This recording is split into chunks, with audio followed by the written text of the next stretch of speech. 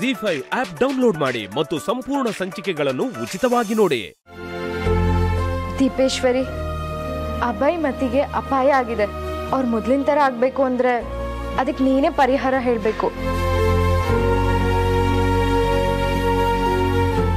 ಹೇಳು ಜ್ಯೋತಿ ಮಾತಾ, ನಾನೇನ್ ಮಾಡಬೇಕು? ಚಂದ್ರಶೀಲಾ ಬಳ್ಳಿಯ ಚಿಗುರಳಿಗೆ ಗಂಜಲ ಗೋಮೇಧಕ ಅತಿ ಮಧುರ ಬೆರೆಸಿ ಕಿರುಜೇನ ಮೇಣಕ್ಕೆ ಸೇರಿಸಿ ಇವನ ಮಸ್ತಿಷ್ಕಕ್ಕೆ ಹಚ್ಚು. 6 ಹನಿ ರಸ ಇವನ ನಾಸಿಕಕ್ಕೆ, 3 ಹನಿ ಇವನ ಬಾಯಿಗೆ ಸಿಂಪಡಿಸು. ಎಲ್ಲವೂ ಸರಿ ಹೋಗಲಿದೆ. ಏನಾಯ್ತಮ್ಮ ಸಹಸ್ರ? ಪರಿಹಾರ ಇದೆ, ಭಯ ಪಡೋ ಅಗತ್ಯ ಇಲ್ಲ.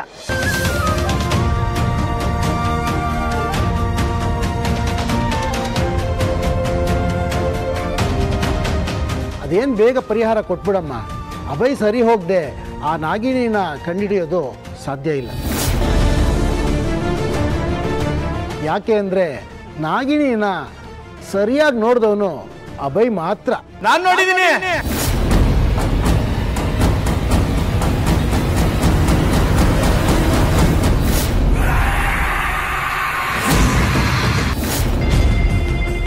ಹೌದು, ನಾಗಿಣಿನ ನಾನು ನೋಡಿದ್ದೀನಿ. ಅವಳು ನೋಡಿದ್ರೆ ನಾನು ಗುರ್ತು ಹಿಡಿತೀನಿ. ಹಾ,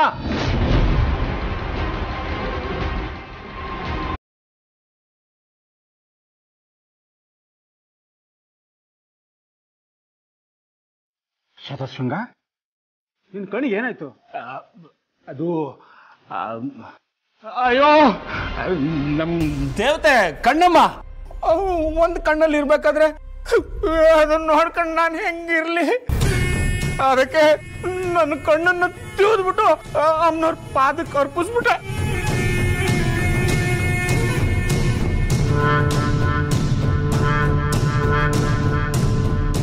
ಒಂಟಿ ಕಣ್ಣಲ್ಲಿ ನಡ್ಕೊಂಡು ಬರ್ತಾ ಇರ್ಬೇಕಾದ್ರೆ ಎಡವಿ ಪ್ರಪಾತಕ್ಕೆ ಬೇರೆ ಬಿದ್ಬಿಟ್ಟೆ.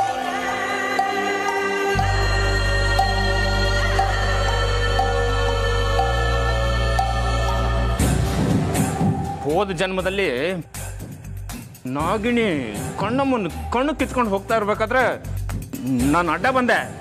ಅದಕ್ಕೆ ನಾನು ಸಾಯಿಸ್ಬಿಟ್ಲು. ಹೋದ ಜನ್ಮದಲ್ಲಿ ಕಣ್ಣೂರಿಗೆ ಮಾಡಿದ ಅನ್ಯಾಯ ಸಾಲದು ಅಂತ ಈ ಜನ್ಮದಲ್ಲೂ ಅದೇ ಕೆಲಸ ಮಾಡ್ತಿದ್ದಾಳು.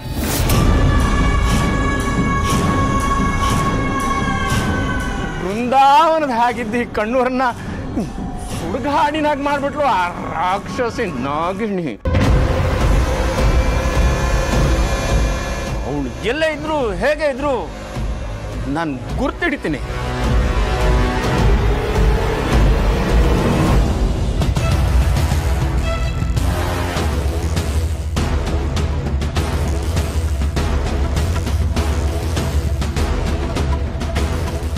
ನೀನೇ ನಾಗಿಣಿ ಅಂತ ಇಲ್ಲಿ ಸೇರಿರೋ ಜನಕ್ಕೆ ಹೇಳಿದ್ರೆ ಇವರು ನಿನ್ನ ಸಾಯಿಸೋಕೆ 2 ನಿಮಿಷ ಆಗ್ಬೋದಲ್ವಾ?